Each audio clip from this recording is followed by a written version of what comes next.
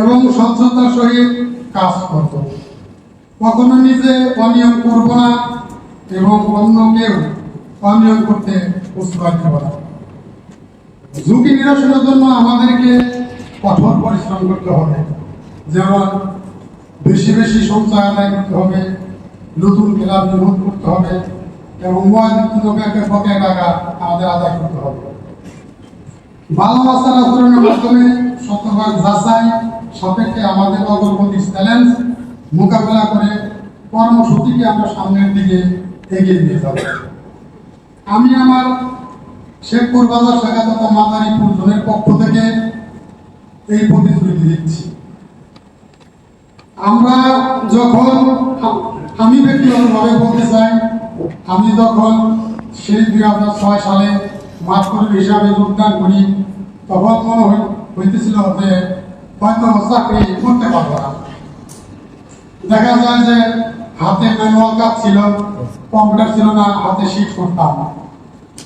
কাজ করতে করতে 10টা 12টা বেজে যেত। তারপরে লেজার পোস্টিং দিতে হতো, ব্যক্তিভিত্তিক টপ শিট করতে হতো। কিন্তু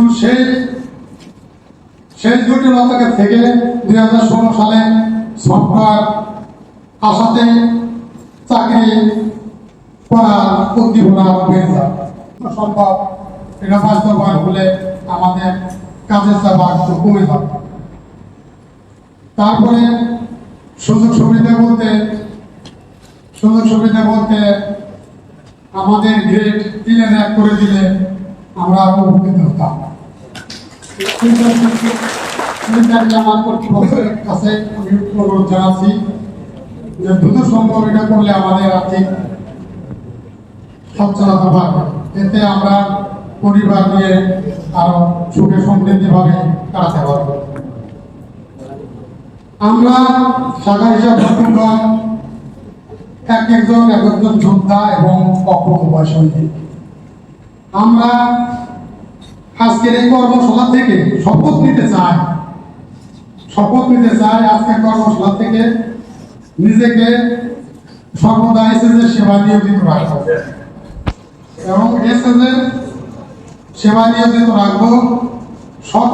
সকলের সম্মানিত প্রচেষ্টা যার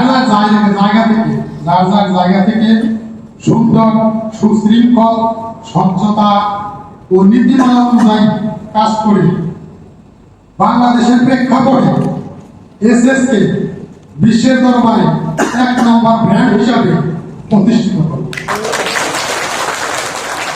সকলের নিকট এই আশা এবং এই আহ্বান প্রত্যাশা করে সকলের সুস্বাস্থ্য কামনা করে আমি আমার সংক্ষিপ্ত বক্তব্য এখানে শেষ করছি। ভালো থাকবেন সবাই, ধন্যবাদ। এবার